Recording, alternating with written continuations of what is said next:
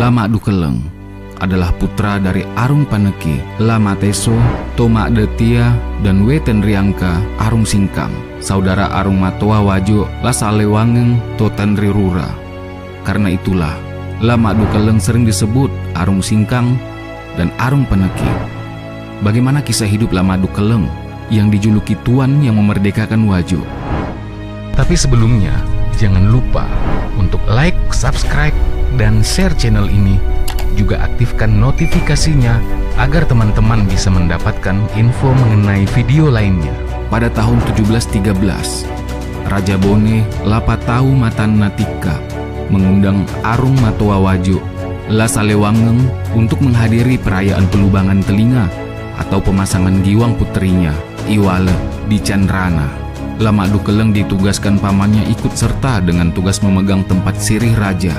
Sebagaimana lazimnya dilakukan setiap pesta raja-raja Bugis, Makassar, diadakanlah ajang perlombaan perburuan rusa dan sabung ayam.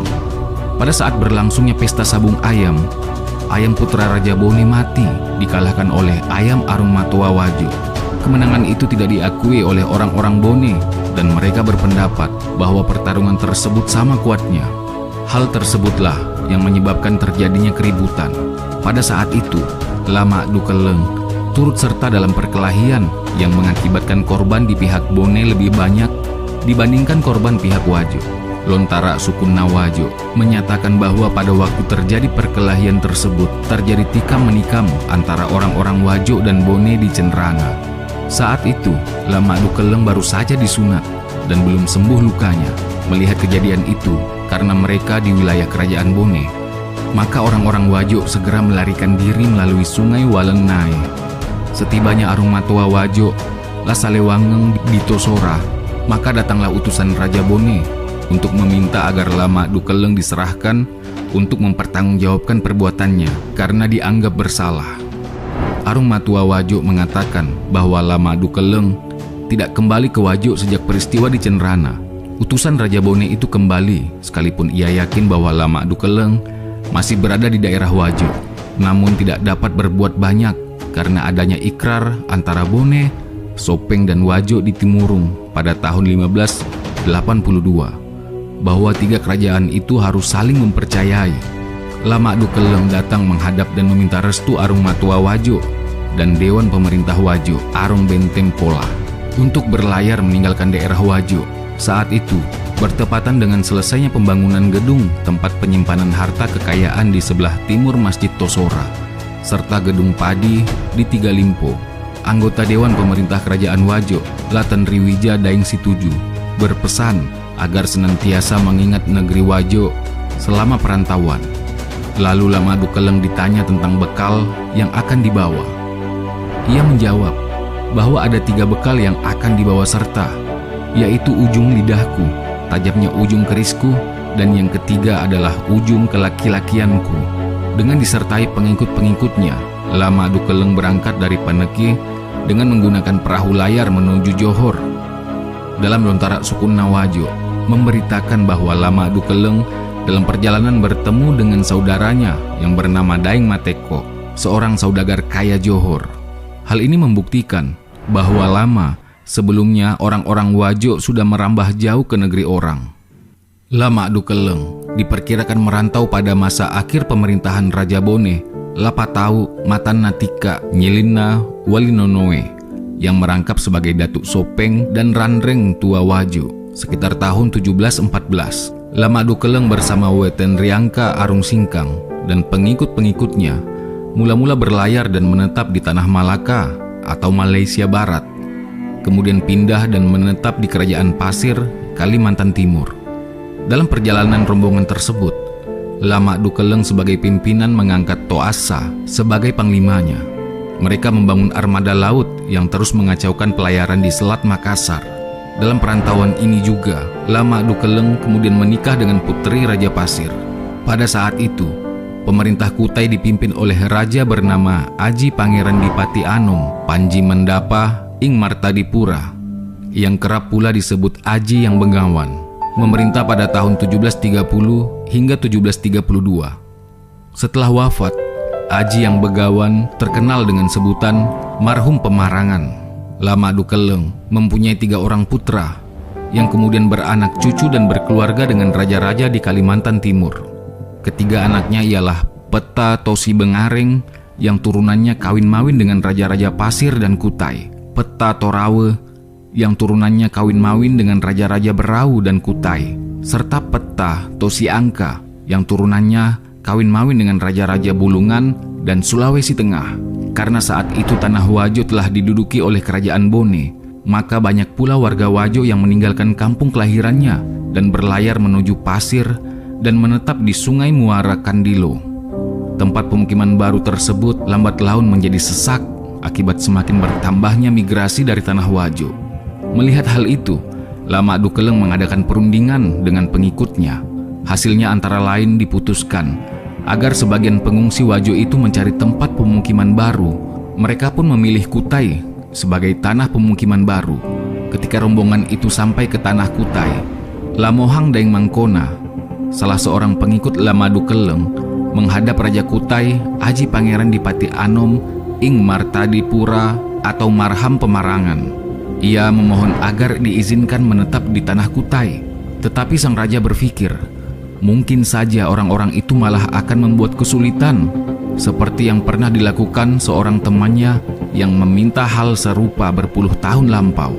Karena menghormati dan menghargai sosok Lama Dukeleng, Raja Kutai akhirnya setuju dengan satu syarat, agar patuh pada perintah raja. Lamohang setuju dan berjanji apabila diberikan sebidang tanah, ia akan mencari kehidupan di tanah Kutai, membangun daerah itu dan patuh pada titah raja. Disaksikan sejumlah pembesar kerajaan, sang raja kemudian bertitah, "Carilah sebidang tanah di wilayah kerajaanku ini, di sebuah daerah berdataran rendah, dan di antara dataran rendah itu terdapat sungai yang arusnya tidak langsung mengarah dari hulu ke hilir, tetapi mengalir dan berputar di antara dataran itu." Orang-orang Bugis itu pun berlayar sepanjang Sungai Mahakam mencari tanah seperti yang telah ditentukan raja. Setelah beberapa lama berlayar mengitari tanah Kutai, akhirnya mereka menemukan tanah dataran rendah yang sesuai dengan titah raja. Di tempat inilah kemudian mereka membangun rumah rakit berada di atas air, dan ketinggian antara rumah yang satu dengan lainnya sama. Dengan rumah rakit yang berada di atas air harus sama tinggi antara rumah satu dengan yang lainnya. Itu melambangkan tidak ada perbedaan derajat, apakah bangsawan atau tidak. Semua sama derajatnya dengan lokasi yang berada di sekitar muara sungai yang berulat dan di kiri kanan sungai daratan atau rendah. Diperkirakan dari istilah inilah lokasi pemukiman baru tersebut dinamakan Samarinda, atau lama-kelamaan ejaannya kemudian menjadi Samarinda. Tempat itu lalu menjadi pemukiman orang-orang Bugis Wajo. Letaknya tak jauh dari Kampung Mangku Palas, kampung tua di Kecamatan Samarinda, seberang bagian tepi Sungai Mahakam. Tempat pusaran air itu sekarang menjadi kompleks industri kayu lapis. Menurut cerita setempat, Lamohang Daeng Mangkona, pengikut Lama Dukeleng itulah yang dianggap berjasa mengembangkan Kampung Mangku Palas, sebuah kampung tua yang kemudian berkembang menjadi Samarinda seberang. Setelah 10 tahun Lama Dukeleng memerintah Pasir sebagai Sultan Pasir, datanglah utusan dari Arung Matoa Wajo, La Salewangeng, yang bernama La Dalle Arungta, menghadap Sultan Pasir dengan membawa surat yang isinya mengajak kembali karena Wajo dalam ancaman Bone. Tapi Wajo sudah siap dengan pasukan dan peralatan. Saat itu Lama Dukeleng menjadi Sultan Pasir, bertekad kembali ke Wajo, memenuhi panggilan tanah leluhurnya meskipun menghadapi banyak pertempuran. Lama Dukeleng kemudian mengumpulkan kekuatan persenjataan dan armada yang berkekuatan perahu jenis bintak. Perahu ini sengaja dipilih karena cepat dan laju digerakkan.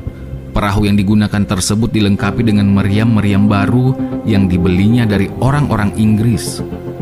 Anggota pasukan Lama Dukeleng dibagi atas 2 kelompok, yaitu pasukan laut atau marinir yang dipimpin oleh Labanna Toasa, Kapitang Laut, dan pasukan darat dipimpin oleh Panglima Puanna, Pak Bola, dan Panglima Cambang Balolo.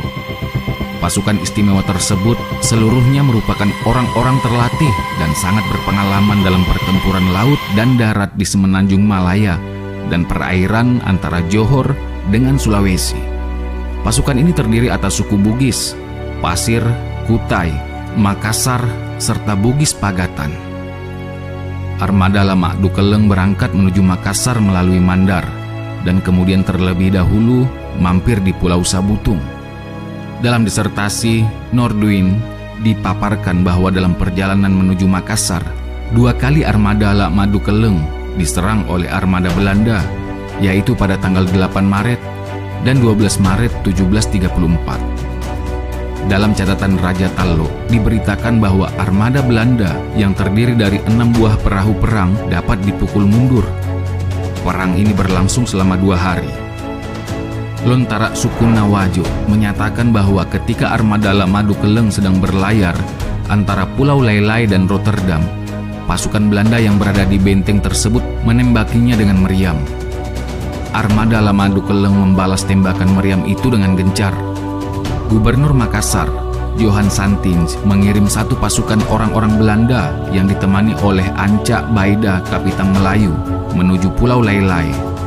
Hampir seluruh pasukan tersebut ditewaskan oleh Lama Dukeleng bersama pasukannya. Melalui pelabuhan Goa, dia diterima oleh kawan seperjuangannya, Ima Pasempe, Daeng Mamaro, Karaeng Bontolang Kasa, yang sebelumnya sudah dikirimi surat. Lalu kemudian Tumak Bicara Buta atau Mangkubumi Kerajaan Goa, Imegana, juga datang menemui Lama Dukeleng. Kemudian diadakanlah pertemuan yang membicarakan rencana strategis dan taktik menghadapi tentara Belanda. Setelah armada VOC tidak dapat mengalahkan armada Lama Dukeleng, mereka melanjutkan pelayaran menuju Bone dan tiba di ujung Palete. Ratu Bone, Webataru Toja, yang merangkap jabatan Datuk Sopeng sejak tahun 1667 menjadi sekutu Belanda. Ia mengirim pasukan untuk menghadang armada Lama Dukeleng dan menyampaikan bahwa Topasalan Nabone atau orang yang bersalah terhadap Bone dilarang untuk masuk melalui Sungai Cenrana. Suruhan Lama Dukeleng kemudian menyampaikan balasan bahwa Lama Dukeleng, Sultan Pasir, menghormati raja perempuan dan tidak akan melalui Sungai Cenrana, tetapi melalui Doping atau wilayah Wajo ke Sengkang. Dalam sebuah musyawarah dengan Arung Pone atau yang merangkap Datuk Sopeng, Arung Matoa Wajo mendapat tekanan dari Raja Bone untuk menyerang dan tidak memberi kesempatan untuk masuk. Arung Matoa Wajo menjawab bahwa berdasarkan perjanjian pemerintahan di Lapadepa antara Arung Sautandre Latiringeng Totaba dengan rakyat Wajo 1476 yang berbunyi jika Wajo adalah negeri mereka di mana hak-hak asasi rakyat dijamin. Dengan melalui proses negosiasi dan dengan persiapan yang mantap, Lama Dukeleng dengan pasukannya masuk melalui Doping. Tanggal 24 Mei 1736 ditambah dengan tambahan pasukan 100 orang Wajo, sehingga diperkirakan kurang lebih 700 orang ketika tiba di Sengkang. Karena Lama Dukeleng masih menghormati hukum adat Telumpot Coe atau persekutuan antara Wajo, Sopeng, dan Bone, maka dia berangkat ke Tosora untuk menghadiri persidangan dengan kawalan 1000 orang. Tuduhan pun dibacakan, yang isinya mengungkap tuduhan perbuatan Lama Dukeleng mulai dari sebab meninggalkan negeri Bugis sampai pertempuran yang dialaminya melawan Belanda. Lama Dukeleng lalu membela diri dengan alasan-alasan yang rasional dan menyadarkan akan posisi orang-orang Bugis di hadapan Belanda. Karena itu, maka ia terbebas dan tidak mendapat tanggapan dari Majelis Pengadilan Telumpot Coe. Lama Dukeleng kemudian ke Paneke, memangku jabatan Arung yang diwariskan ayahnya. Namun dalam perjalanannya, ia tidak dapat menghindari terjadinya peperangan dengan kekalahan di pihak pasukan Bone. Lama Dukeleng kemudian dijuluki Peta Pamaredekani Wajona Toajoe, yang artinya tuan atau orang yang memerdekakan tanah Wajo dan rakyatnya. Karena Lasalawangeng atau pemangku Arung Matua Wajo usianya sudah cukup lanjut untuk menyelesaikan segala persoalan, maka melalui suatu mufakat Dewan Adat, Lama Dukeleng kemudian diangkat sebagai Arung Matua Wajo. Pengangkatannya dilaksanakan di Paria pada hari Selasa, tanggal 8 November 1736.